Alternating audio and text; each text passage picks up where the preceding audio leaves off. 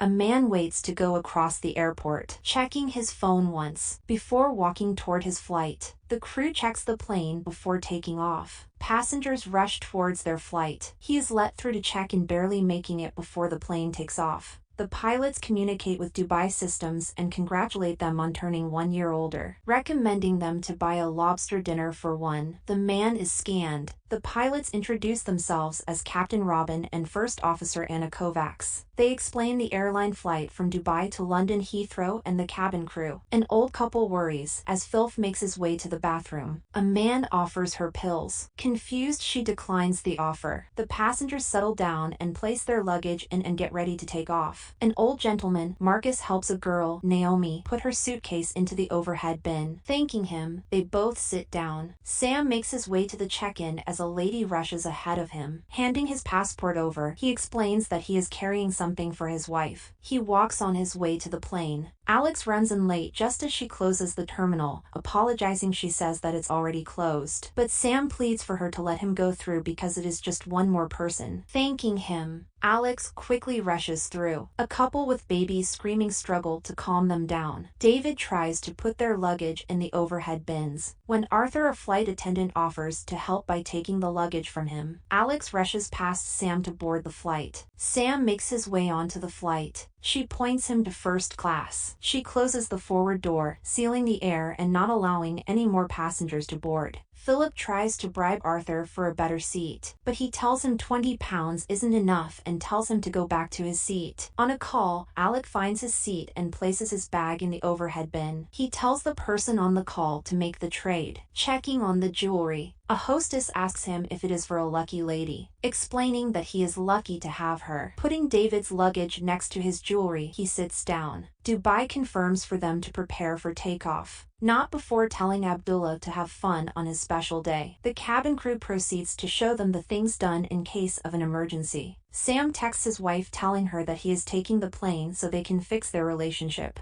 A neighbor loudly plays a game and people notice. Telling him to turn it down, Sam thanks him for doing so. The flight attendant gives him a nod. Marcia, his ex-wife, receives the message, but she is in bed with Daniel. The plane takes off and Sam lays back in his seat waiting to see Marcia, not knowing she is with another guy. Robin turns the plane into autopilot mode. He shows Anna a way to signal for coffee, flicking the switch twice. Arthur gets the signal and starts to make coffee for him. Jamie finishes up in the bathroom. The gentleman lets the girl go in first because he is old-fashioned. Scrolling through Instagram, Sam finds out she has a new boyfriend. Apologizing, Hugo explains that they got off on the wrong foot. He does marketing for startups in the UAE. He questions what Sam did to get the money to afford a first-class flight, jumping between banker and realtor. He interrupts him, telling him to enjoy the movie or whatever he is gonna do besides talking to him. The girl finds something in the bathroom. Arthur calls for them to unlock the cockpit so he can give them coffee. Naomi makes her way back to her seat, next to her friends. She shows them what she found, concealing it from the camera. She shows Marcus, and he concludes that they need to tell a flight attendant, but for now, they need to keep it low-key, revealing that she found a bullet. Marcus goes off to tell the crew, but he asks a flight attendant Divya to go to first class and talk to a friend. He meets up with Stuart. Marcus's real name is Terry. He says that their operation has been revealed because Naomi has found them out. Stuart tells him to say that a soldier or someone registered dropped it. He has to put on a green hat to signal that it starts in 5 minutes. But Sam overhears and watches. He explains that once they know that he is wearing the green hat, whatever he tells the girls only needs to hold for 5 minutes. They go on Jamie's call. Putting on the green cap, Terry leaves, signaling to all their companions. He comes back and tells the girls that between a routine check, a police officer went on board to use the bathroom and dropped a bullet. Mona doesn't believe it. A man from a different row listens in. Terry tells them to calm down and goes to sit back down. Mona hits a button for assistance. Neela, a TSA agent, gets a call to leave work. Hearing children screaming, she rushes off. Stuart gets up and gets a wash bag. Asking for a wash bag, Sam questions why he didn't get one. Divya explains that people only get them on overnight flights. Knowing that something is wrong, Sam heads down the different flight classes. Drawing more attention, Arthur asks them to tell him what was the problem or what they found, but she doesn't want them to panic. Sam walks down the business class, but Jamie pulls out a gun and tells people to get down. All the hijackers come out. Sam takes a random seat. Divya tries to escape, but Stuart catches her. Kai, Martha's son, trains on a bike, confused why Detective Daniel is staying over at their house because he has arrested him so many times. Jamie explains the rules, that if they listen they won't get injured. Lewis, another hijacker, tells them to not be heroes. Sam is next to the lady that rushed past him, Amanda. He tells her not to worry and that they need to just get through it. Anna is confused why the crew isn't answering. They try calling all the phones. They collect devices from the passengers. Arthur sneaks around and hears a phone ringing. A hijacker snatches Mario Kart from a kid. Arthur sneakily answers the call, telling them about the hijackers and guns, but he is stopped by Jamie and she asks for Colette. Asking for help, the pilots explain that there is a security breach and that they need help. Old guys on the plane speculate that because they are Arab they will try suicide bombing towers again. Sam tries to talk them out of it, saying that because their flight came from Dubai most of them have to be able to speak Arabic. Asking for his phone, Lewis questions where his phone is, explaining that he was forced to sit down and isn't in the right seat to give him his phone. Jamie brings Colette down. Stuart takes Colette with him. They prepare to attack the hijackers. Sam convinces them to stop because they need to know their true intentions. After all, not all Arabic hijackers want to suicide bomb. Colette is made to try and convince Anna and Robbins to let the hijackers take control of the plane, but Anna declines her because she knows the hijackers are forcing her to ask. Telling her to try Robin, he threatens her with his gun. She makes the call, but Robin rejects her. Threatening her, he tells her to remind him of the great times they had together as a couple. Apologizing, Colette admits her love for him. Robin does too. He gives him the dilemma of opening the door or killing his wife. They decide to kill her if he doesn't open the door, and they want to continue doing it with all the flight attendants. Looking at a photo of his wife, Robin knows that he can't let them take control of the plane because they could do anything or fly anywhere. Robin goes to open the door, but Anna stops him. He explains that he doesn't want to fight her because he is opening the door. She tries to stop him, but he bashes her with the metallic bottle, unlocking the door. Reporting to Robin, Abdullah says they are sending in fighter jets, but Robin admits it was a false alarm. Held at gunpoint, Robin is forced to lie and say that they have resolved the incident. Abdullah wishes them a safe voyage and leaves them to go into international airspace. Stuart tells them to turn off the Wi-Fi. Taking out his phone, Sam questions why they would take everyone's phones if they said there wasn't Wi-Fi. He sends a text to Martha, informing her of the situation on board. Stuart holds up the family photo, taunting them for being parents on board that left their children at home. Driving home, Neela questions what is happening. Jens knows Abdullah is disappointed. He is all but relieved because they are safe, but he has to do the paperwork for the plane, explaining that it was a false alarm. But something troubles him. Arriving home, Neela runs inside, past kids playing soccer. She rushes around searching for Sinal or Gala, but they are missing. Admiring the photos, Daniel questions if he and Kai will ever see eye to eye. He supports her, saying that she is gonna do great on her interview. She checks her phone to find Sam's text. Talking on the intercoms, Divya tells them they have decided to fully cooperate to ensure their safety. She reads from a page and explains that they need to cooperate or punishment will be dealt out. In 6 hours, it will all be over. They try to solve what flight he is on. Reading the messages aloud, Sam said that he loves Martha and always will. Sam gets up and goes back to his seat. Like he promised, he gives her his phone. Kai explains that Sam is flown in for big corporate deals as a job because he is the best negotiator for when deals kick off. Sam offers to make Stuart a deal. He doesn't care about the people on board. He just wants to get home, so he is going to help him. Thank you for subscribing. I post new videos every day.